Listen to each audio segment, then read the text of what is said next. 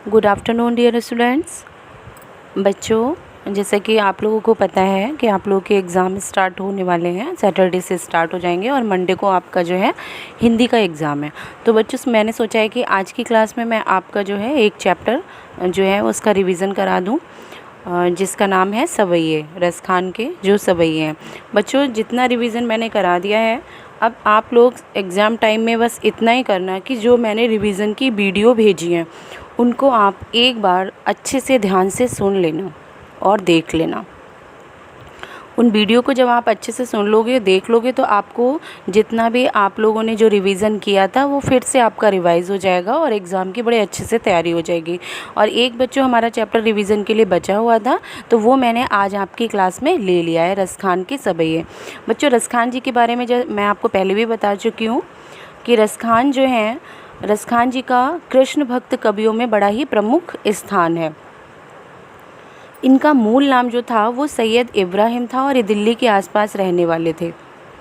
कृष्ण भक्ति ने इन्हें ऐसा मुग्ध कर दिया कि इन्होंने गोस्वामी विट्ठलनाथ जी से दीक्षा ग्रहण कर ली और ब्रजभूमि में जाकर बसे और अपना जो है उन्होंने अपनी रचनाओं में जो है वो कृष्ण के प्रति भक्ति और कृष्ण के प्रति अपना अनन्य प्रेम जो है उन्होंने व्यक्त किया है। यहाँ पर बच्चों मैंने फ़र्स्ट और सेकंड सवैये लिया है। फर्स्ट और सेकंड सवैये में कृष्ण जी का सवैये में रसखान का कृष्ण के प्रति अनन्य प्रेम, कृष्ण भूमि के प्रति जो है अनन्य समर्पण भाव जो है वो व्यक्त हुआ है। अब देखिए, मैं आपको जो है फर्स्ट सवैया मैं आपको पढ़ के सुनाती हूँ।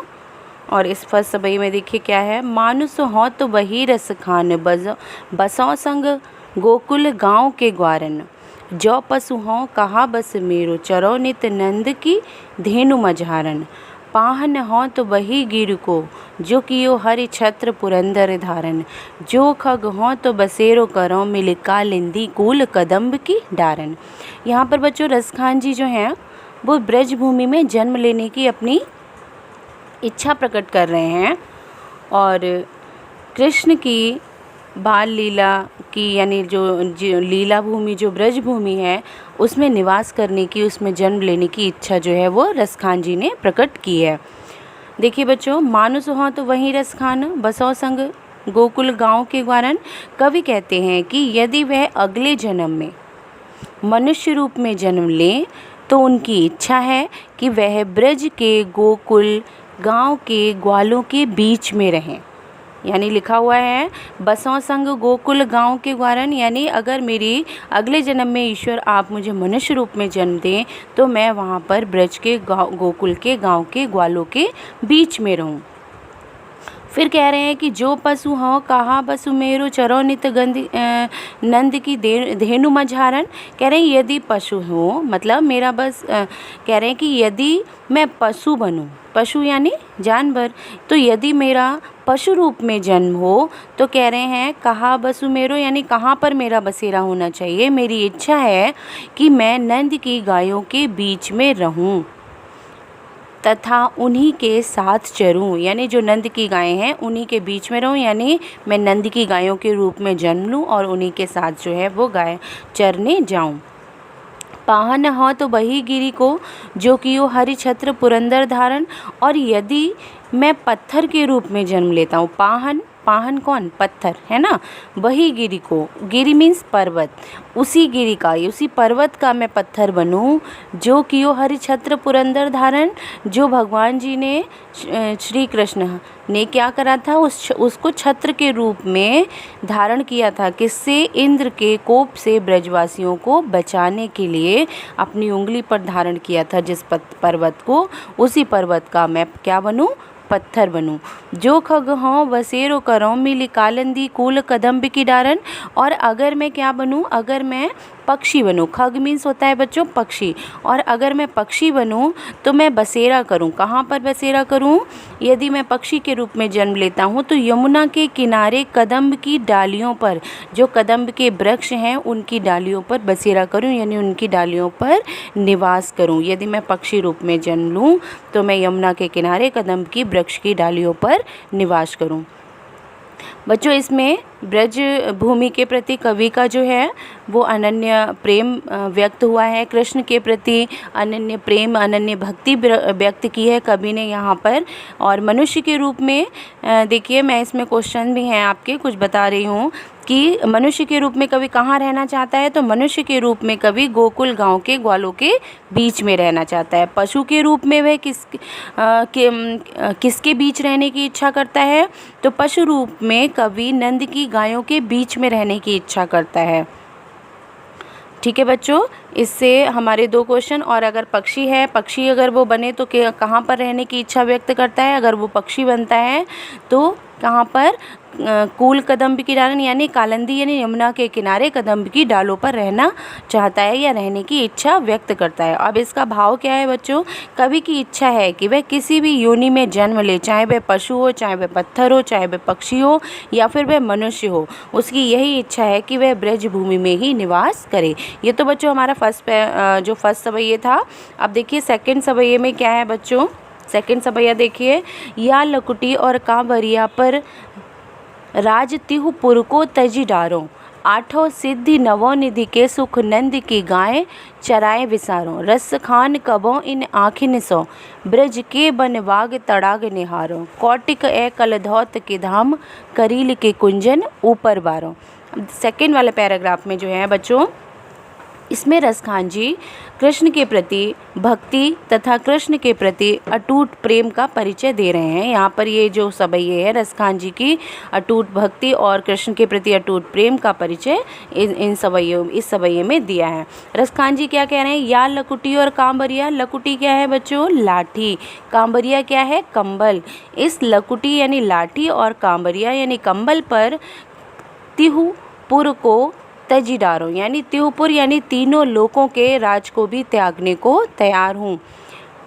श्री कृष्ण जी के लिए कह रहे हैं रसखान जी कि रसखान जी कह रहे हैं कि अगर मुझे श्री कृष्ण का कंबल और लाठी मिल जाए तो उसके लिए मैं क्या करूं, तीनों लोगों के राज को भी त्यागने को तैयार हूं।